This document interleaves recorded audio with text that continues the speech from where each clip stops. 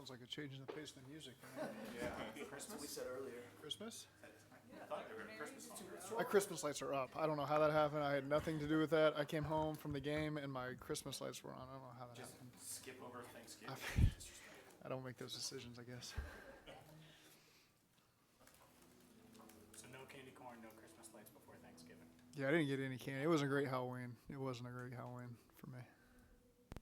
Do you expect injury updates? I guess Cheeto are you going to IR him? I would imagine. Yeah, at some point this week. Okay, and then is Eli Apple available to go this week? He'll be day to day. Yeah, but he's feeling a lot better. DJ Reader. Not this week. When do you? I guess when we get a better sense of when DJ will be ready. The bye. We get a feel at the bye. So I won't make any declarations there. It's been really positive, his recovery. I think he's feeling really good. And so we get a chance to assess those types of situations at the bye week. And Trey Flowers. Yeah, we'll just see how Trey goes this week. One more, Trey Hendrickson, did he come out of the game? Okay. Yeah. And Sam's finger. Yeah, Sam. I mean, it's his finger. It bothers him, but knowing Sam, he'll fight through it. Logan Wilson came out of it fine. Yeah, he did. Yep. How do you Logan's feel good. about the cornerback group as a whole without Chido? Obviously, you have a lot of trust in Eli if he's able to go, but just knowing that Cam Taylor, Britt, and you guys have other players that you're going to rely on. Yeah, that's where the depth in the room really has to step up, and it's a group that we're confident in. They need the experience, and so they're going to get some experience. Guys like Cam, and that's a good thing for the depth of the room. And it's unfortunate. Cheeto's such a leader for us and great player. Of course, that's hard to replace, but again, we've got confidence. I know Chuck's done a great job with that room, developing those guys, and when their number's called, they'll be ready. How can Dax Hill help you with the depth with what you're trying to do right now? Well, he's played a lot of those roles in college, and some of the coverage things we've asked him to do in the packages he's played, gives him a chance to help you in a lot of different areas of need, like he did in the game the other day, going out there at corner. It's not something he practiced very limited in training camp. I think a day or two there at corner, so he's aware, and again he's a guy that can serve a lot of roles for you. Do you have to start doing more of that in practice to have him potentially be somebody that can play outside corner for you? Is that something you have to start looking at? That was something we've discussed, not necessarily corner necessarily, but just again ways to continue to bring him along. He's done a nice job. He's active. He's doing everything he can, and just finding spots for him. What are the conversations, Zach, when a player like Cheeto goes down, in terms of using a player that you have on the roster and plugging him in versus changing scheme or changing our approach to compensate? What are those conversations like? Well, very different conversations because one's a personnel conversation of who's available and how do you fill that spot, and then B, that's for Lou to decide during the course of the game, and then in the week after, as you're evaluating what you got to do, does that change your scheme, or do you continue to do what you do? And some of that has to do with the team you're playing against. Those are decisions we've got to make. I'm not talking Carolina necessarily, just overall. It's where do they stress you, and how do you need to continue to evolve? Back to Dax, when you took him in the first round, was his role that you projected kind of how it's gone this season? Well, it's a long-term role for Dax, and it's for any rookie. We were fortunate enough to have a lot of vets on that side of the ball, and so we knew that there was great chances early on that it was very few snaps, like it has been, and that he'd have to step up on special teams and continue to earn his way. And again, we just saw a really good player available to us at that spot, and so we took the best player that's available to us, and really happy with his approach and his future for us, immediate and future. And, so again, he'll continue to serve some good roles for us. Looking at tape of both those guys after the game with young players like that, Yep. there's going to be peaks and valleys, ups and downs. Yep. Were there more ups than downs? There was good and things that we can improve on as well. And I think that's what you got to look at, and that's to be expected. There's no shocker there. They're playing against good players, and so again, there will continue to be areas that they can improve in, and I know that they will. How big of a challenge it is for a guy that has not repped at outside corner to Yeah. step in and do that if asked? Yeah, that's incredibly difficult, to get out there and I'm sure it feels very different. There's times certainly there's safeties get put out there when you're covering a tight end in man coverage and he's flexed out. So it's not foreign to them, and obviously Dax has played some of those roles in his past. But when you're out there and it's now a receiver, Amari Cooper, and you're matched up, it's different, you know, if you haven't practiced it.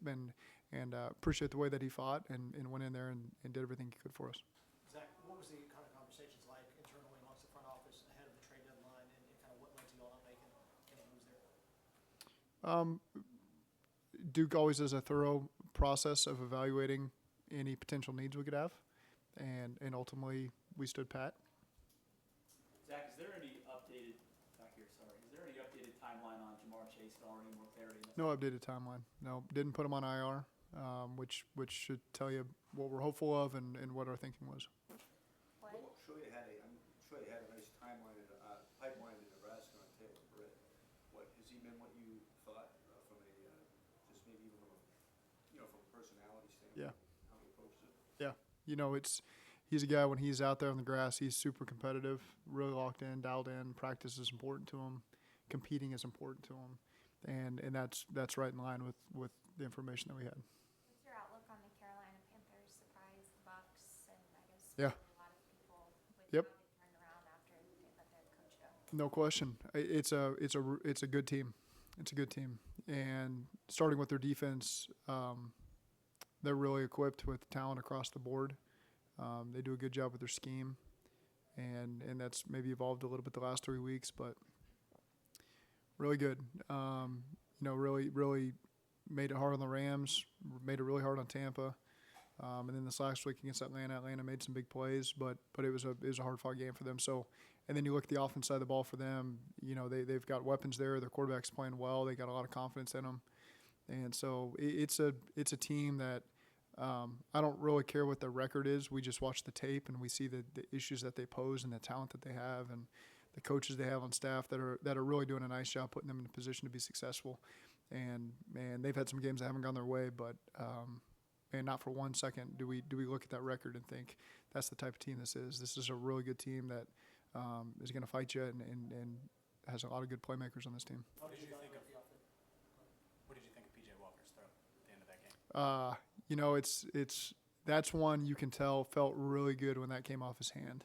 You know, you've kind of got those long distance tosses you've done, and you know probably summertime in college as quarterbacks, and he's kind of moving to his left, his momentum's going forward, and you can just tell he got everything into that ball, and it came off his hand real nice. It didn't flutter at all. You know, it's much farther than most guys can throw it, certainly.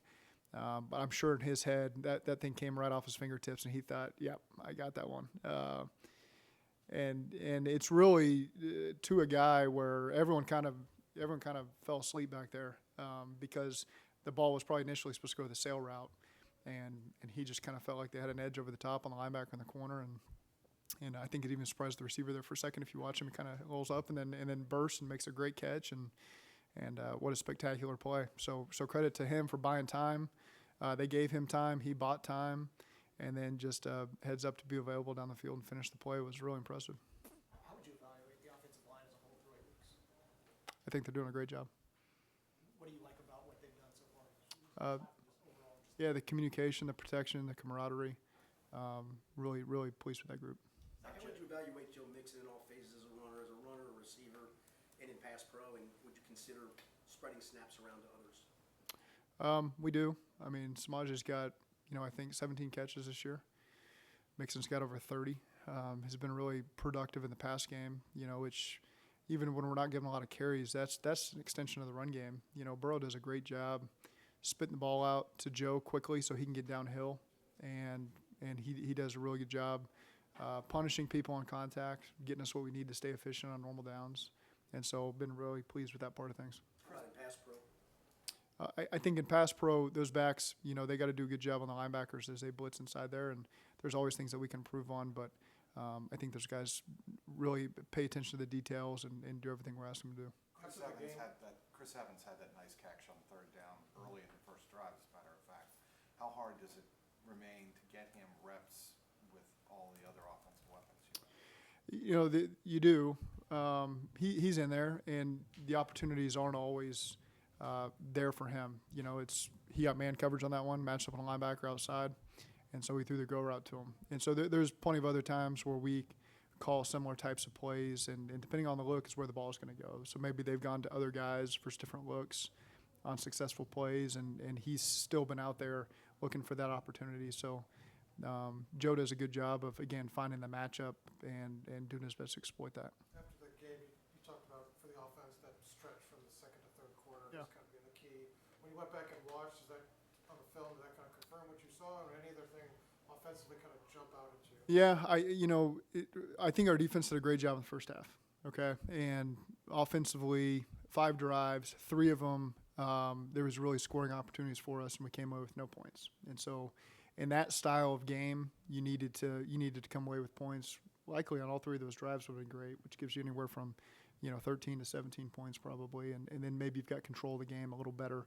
And the defense now has got that resurgence because they've done a great job, and so now they're not trailing by 15 points or 18 points, whatever it was. So early in the game, we didn't maximize our opportunities on offense. And then there was that stretch, from the end of the second quarter all the way, to late in the third quarter where we just had a 3 and out. And then, they'd scored on 3 possessions in the meantime, and the game got away from us. And so you look at it, and they beat us. They did a great job. They won the game for us. But there's also some situations where we realized the game got away from us where you'd like to think we could have done more and taken control of the game early on and gave us a much better chance to play the style of game we wanted to play. So it's just one where you got to learn from. You got to see those opportunities and where they were, because they're going to come up in another game at some point, and we feel good about being able to make those adjustments. You talked a lot about you guys play well when you have more control of the game, not hugely, but just start out strong and play in front. Is that a difference between this year and last year? Do you feel like this team is a little bit different? That I don't know, do you feel like you need to start strong or start fast? No, because we've been down and come back and gotten in every game we've played.